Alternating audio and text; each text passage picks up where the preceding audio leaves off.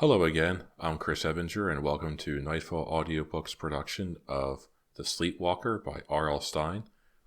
This is a Fear Street novel. It is book 6. I have not read this book before, so it's going to be a new experience for me. I've heard good things about it. It's about a girl who sleepwalks, and apparently there's witches and a magician and a hypnotist involved, and there's probably a twist at some point somewhere in the story, and it wouldn't be R.L. Stine if there wasn't. For a series update, this is my end of June, all of July, and beginning of August book. The fall book will be Halloween Party. I haven't read Halloween Party either, so that one's going to be fun for everybody. And after that, we will probably do Wrong Number, and then Silent Night. And that should conclude the year. I'm away on vacation right now. I'm at my uncle's house, very far away from my family, and I'm using his studio space to record tonight. So if I sound a little bit different, it's because these parts were recorded at a different location.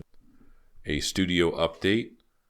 My tables are built, the walls are drywalled, and they are ready for a mover's blanket or a quilt or a down comforter or something like that to deaden the sound. Sometime tomorrow I will be out at local thrift stores trying to find those exact materials, down comforters and quilts and heavy blankets and that kind of thing. My computer is set up, my monitors are installed, I need to do some more configuring on them, and then I can produce content at home instead of going to studios and begging and borrowing and using someone else's space to record. I release new episodes every Monday at 10 o'clock in the morning Eastern Standard Time, and I have until June scheduled right now. If you want to get a hold of me or drop me any kind of feedback, I'm on Twitter at Nightfall Audio, or on Gmail, nightfallaudiobooks@gmail.com. Let me know your thoughts, ideas, anything you have floating through your head. What should my next book be? Do you have it and I don't have it? Could you please send it to me?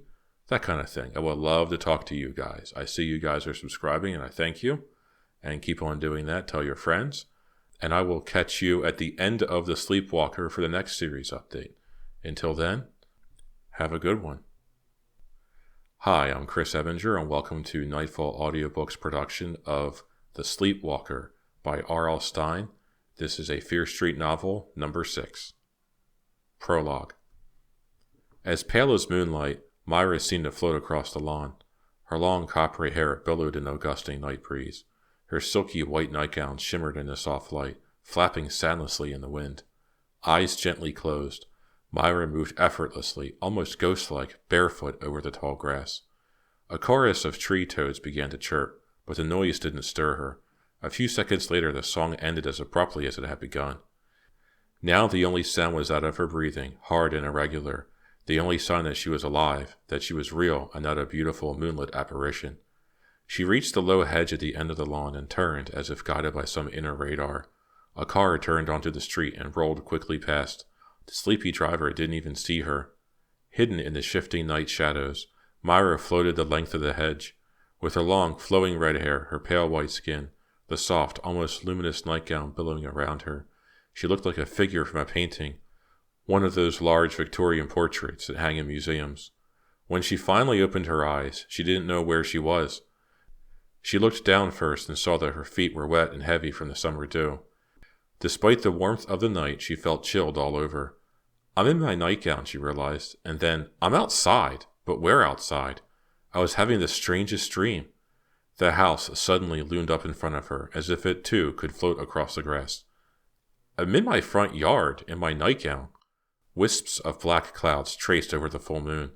The shadows around her suddenly faded and moved. She realized she was cold not from the air, but from fright. She stared up at her house. It looked so different, so big and unfriendly. The windows were dark. No one was awake inside. No one knew she was out here, standing in the cold, wet grass. How did I get out here? Am I awake or asleep? What is happening to me? Chapter 1. 1 week earlier. Mrs. Barnes yawned as she set the plate of scrambled eggs down in front of Myra. Goodness, I wake up more tired than when I go to bed. She was wearing her white nurse's uniform. Myra noticed that the seams on her mother's white stockings were crooked. Myra looked down at the soggy yellow pile on the plate and made a face. Why do I have to eat scrambled eggs so early in the morning? It looks like puke, Myra's sister Kim said with the typical directness of a 10-year-old. Don't say things like that at the table, Mrs. Barnes said, yawning again. Even if they're true. But that's what it looks like, Kim protested. Why can't I say it? Kim was wearing red short shorts and a plain white t-shirt ready for day camp. You need a big breakfast, Mrs. Barnes told Myra, ignoring her younger daughter. You're starting a new job this morning. You'll need plenty of energy. Yeah, a little cholesterol to get me going. Thank you, Nurse Nancy, Myra said, reluctantly poking her fork in the eggs. Nurse Nancy, Kim repeated. For some reason, it struck her funny. Having a mother who was a nurse had certain drawbacks, Myra thought. One of the major drawbacks was all the healthy food you were forced to eat.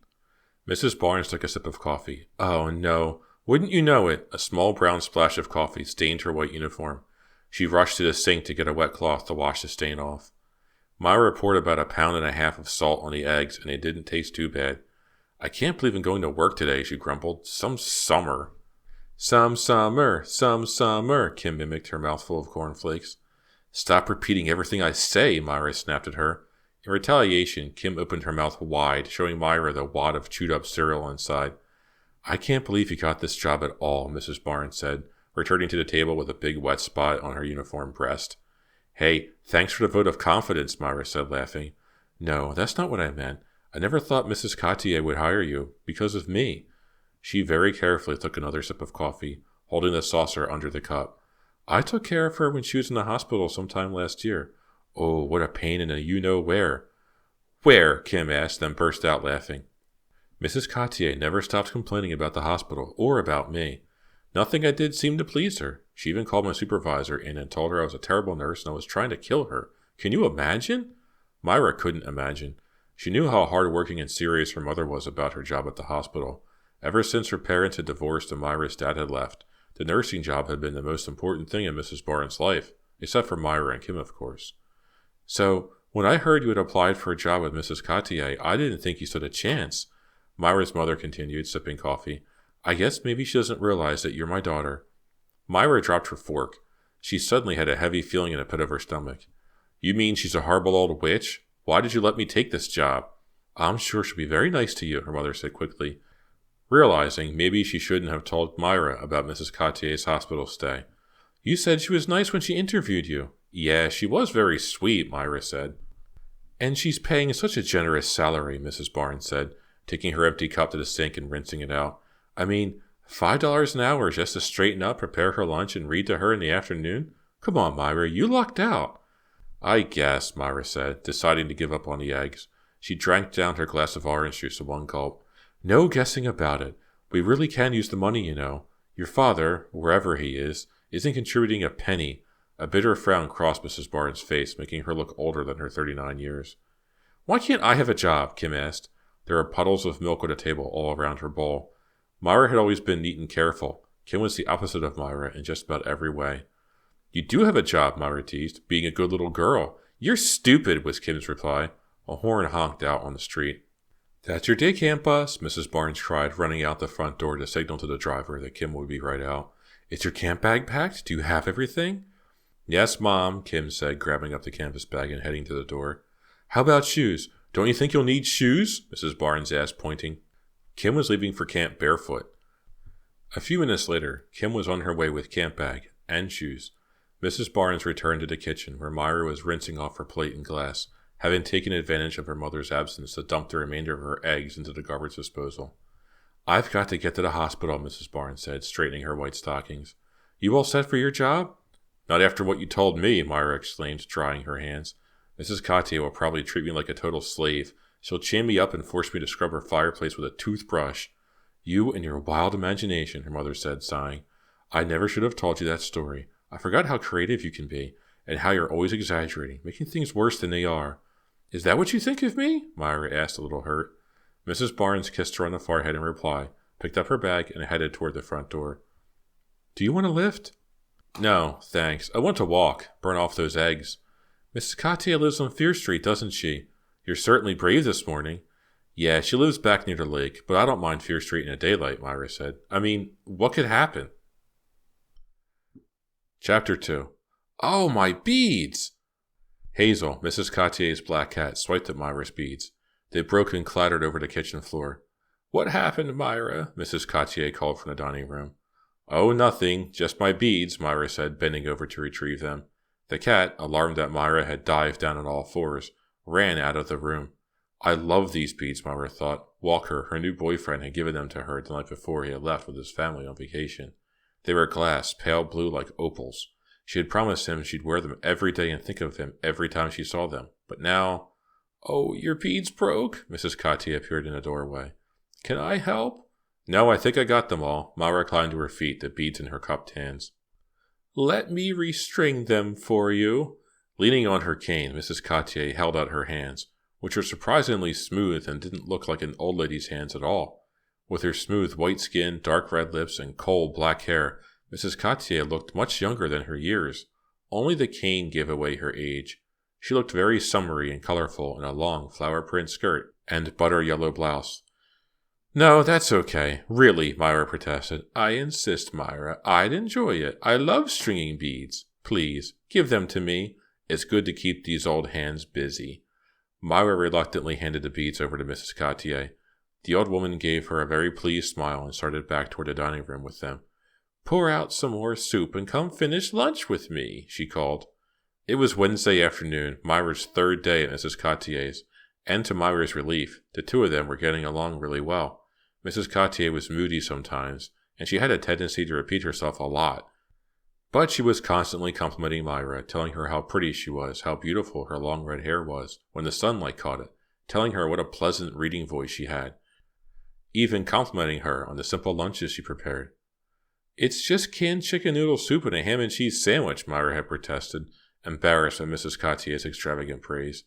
"The simple things are the best, don't you agree?" the old woman said, giving her a warm smile. This may turn out to be an easy job after all, Myra thought, staring out the kitchen window at the lake, surrounded by the lush green Fear Street woods. Is that someone swimming in the lake? She squinted her eyes to see better. No, there was no one there, just her imagination. She was always trying to make things more interesting than they were. After lunch, Mrs. Cotier would take a short nap on the living room couch while Myra cleaned up the dishes. The nap never lasted more than an hour, but it gave Myra time to watch TV, to think about Walker, and to explore the house. The house was furnished with surprisingly modern furniture, black leather and chrome chairs and couch, a low glass coffee table. The walls were lined with floor-to-ceiling bookshelves. Mrs. Cotier loved to read. Now that she was older, reading made her eyes tired, so she loved to be read too. What amazed Myra about the house was the astounding collection of knickknacks. They covered the tables and counters and windowsills, were arranged in special glass display cases, and stood beside the books on the bookshelves. Myra found colorful vases and ancient-looking pieces of sculpture, porcelain figures of strange-looking people, antique jars filled with shells or feathers or colorful powders, carved cats and birds of wood and stone, a pair of tiny white gloves stained brown with age, rimless eyeglasses and a monocle faded, pressed flowers, a ceramic chicken's foot, several carved moon crescents, a stuffed white owl. Myra tried to imagine why Mrs. Cotier had kept some of these things, but it was impossible to figure out why someone would keep a small stuffed mouse on the piano, next to the papier-mâché pig's mask, and a bronze figurine of a boy with one arm. "What an amazing collection," Myra had exclaimed to Mrs. Cotier in her first day in the house. The old woman just shook her head and chuckled. "Just junk," she said. "Just an old woman's junk collection gathering dust." When Myra tried to ask her more about it, Mrs. Cotier changed the subject by saying, "It's time for our walk now." Every afternoon they took a short walk by the lake shore, Mrs. Cotier leaning on her cane with one hand, sometimes holding onto Myra's arm with the other. Walking such a long distance on the marshy ground was obviously difficult for the old woman, but she insisted they do it without fail every afternoon. For some reason, this became Myra's least favorite part of the job. She knew she should enjoy the fresh, cool air off the lake, the bright sunshine, the chance to get out of the cluttered old house. But the daily walks made her feel uncomfortable, on edge, nervous. And as she would stare out over the green-blue water, Myra felt chilled, even on the hottest days. Now as she helped Miss Cotier around a thick clump of weeds that leaned toward the shore, the old woman got a faraway look in her eyes. "Mrs. Cotier, are you okay?" Staring into the sparkling lake, Mrs. Cotier didn't seem to hear her. "I lost Vincent here," she said softly. "Vincent? My son. He was only 3. He shouldn't have run from me. He didn't know how to swim." She turned her head from Myra and sighed. "Sometimes I think I see him out here, all these years later, and I still see him." She gripped Myra's arm tighter. When did it happen? Myra asked. Mrs. Cotier didn't answer. She remained silent for a long while, and then finally turned back toward the house. Let's go in. It's time to read now. Nicholas Nickleby by Charles Dickens was the book Mrs. Cotier wanted Myra to read first. It was a huge brick of a book. Myra was sure it would take the entire summer to read it. She had been forced to read Great Expectations in school that year. It was okay, she thought, but not anything she'd choose to read. She was surprised to find that she was enjoying Nicholas Nickleby. It was actually pretty funny. Mrs. Cotier sat up very straight in the black leather couch as Myra read, stroking Hazel, who stayed awake at her side as if listening to Myra read. Sometimes Mrs. Cotier closed her eyes. Myra wasn't certain if she was just resting them or if she had dozed off, but she continued reading anyway. It was so quiet in the house. The only sounds were the gentle purring of the black cat, Myra's voice, and the ticking of the bronze clock above the mantel. Myra, I'm a little chilled. Mrs. Cotier's interruption startled Myra. She thought the old woman was asleep. Would you run upstairs and bring me down a sweater from my dresser? Yes, of course, Myra said, closing the book and getting up quickly. It's so hard for me to get up and down the stairs these days, Mrs. Cotier said. She had already said it 3 or 4 times that afternoon. It's my legs. I'm in pretty good shape, except for these old legs. Yeah, you're in great shape, Myra thought as she hurried up the stairs. She has such amazing skin. Her face is as smooth as mine. How does she do it? Myra walked through the dark hallway to Mrs. Cotier's bedroom at the end of the hall. She looked around. The room had dark blue wallpaper with tiny white stars that seemed to twinkle.